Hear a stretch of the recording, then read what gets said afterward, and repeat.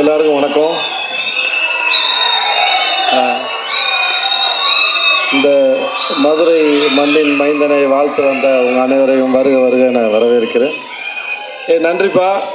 விடுதலைக்கு வந்து இதே மாதிரி ஆதரவு கொடுத்தீங்க. சூரியோட எல்லா படத்துக்கும் உங்களுடைய பேரன்பு அவன் மேலே பெருமழையாக பொழியட்டும். எனக்கு என்ன இருப்பா, டைம் ஆச்சு, தேட்டருக்கு படம் பார்க்க வந்துடுவாங்க, சீக்கிரம் பேசணும்.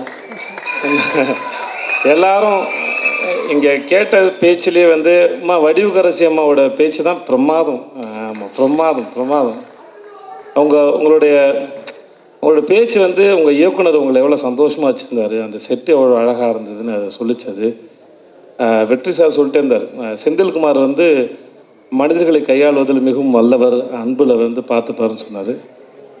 செந்தில் நம்மளும் ஒரு படம் பண்ணுவோம் செந்தில், ரொம்ப நான் எனக்கு உங்கள் எல்லாம் தாண்டி அவர் பக்கத்தில் உட்காந்து உங்களுடைய அது பெரிய மூத்த சகோதரனை போல் ஒரு தகப்பன் சாணத்தில் உட்காந்து உங்களை ரசிச்சுட்டே இருந்தார். வெற்றி சார் வந்து குதிச்சுக்கிட்டே இருந்தார். அது மாதிரி எனக்கு உங்களை பற்றி முழுசாக எதுவும் தெரியாது, பட் ஆனால் கேட்குறதுக்கும் கடைசியில் வடிவுக்கரசியமாக பேசும்போது அவங்க எவ்வளோ கம்ஃபர்டபுளாக எவ்வளோ சந்தோஷமாக ரசிச்சிருக்காங்க, எவ்வளோ விஷயத்தை அப்சர்வ் பண்ணியிருக்காங்கன்னு தெரிஞ்சது. ரொம்ப நல்லா இருந்தது, சந்தோஷமாக இருந்தது.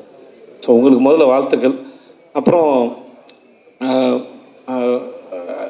யாராவது ஒருத்தர் ஜெயிச்சு வந்தாங்கன்னா அவங்களோட ஆரம்ப கட்டம் வரைக்கும் தான் நமக்கு மோட்டிவேஷன், ஓகே இங்கேருந்து வந்துவாங்கன்னு.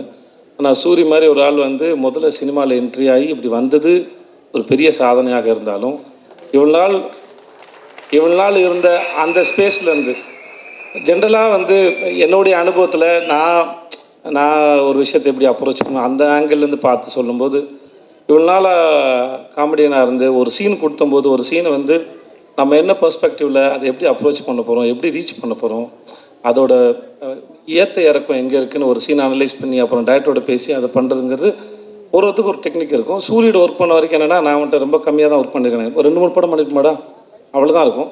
ஆனால் ஒரு சீனுக்குள்ளே அந்த காமெடியை மட்டும் தேடின ஒரு மூளை வந்து ஒரு ஸ்டேஜுக்கு அப்புறம் இத்தனை வருஷம் ப்ராக்டிஸ் பண்ணிட்டு அதை எப்படி ஒரு ப்ரொட்டகனிஸ்டாக கதையின் நாயகனாக வந்து அதை ப்ரெசென்ட் பண்ண போகிறோங்கிறத யோசிக்கிறது அது பெரும் கஷ்டம். அது ஏன்னா ரொம்ப நாளாக ஒரே ஃபார்மில் யோசிச்சுட்டு அதுலேருந்து உடச்சி இன்னொரு ஃபார்ம் உடைக்கிறதுங்கிறது. விடுதலைக்கு அப்புறம் அவனுக்கு கருடனை போல் ஒரு படம் வர்றதும், அடுத்து சிவாவோட ப்ரொடக்ஷனில் இவன் வினோத்தோட படம் அது வர்றதும், அவனை அடுத்தடுத்து ஹீரோவை பொசிஷன் பண்ணுறதுல அவன் வாழ்க்கையில் நடக்கிற இந்த படத்தோட இந்த ட்ரெயிலோட முதல் வசனத்தை போல் இயற்கையும் அந்த கடவுளும் அவனை வந்து சிறப்பாக அவனுக்கு வரம் கொடுத்து ஆசீர்வதிச்சுக்க நான் நம்புகிறேன்.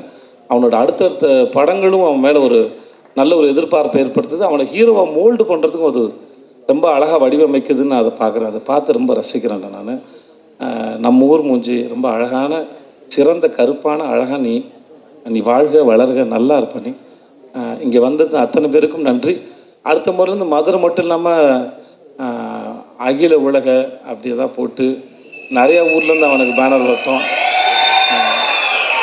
வர பஸ்ஸு 1-2லாம் இல்லாமல் இன்னும் நிறைய பஸ்ஸில் இருந்து ஆள் வரட்டும். நீ வாழ்க. நன்றி. வந்து நான் இருக்கும். நன்றி. தேங்க்யூ.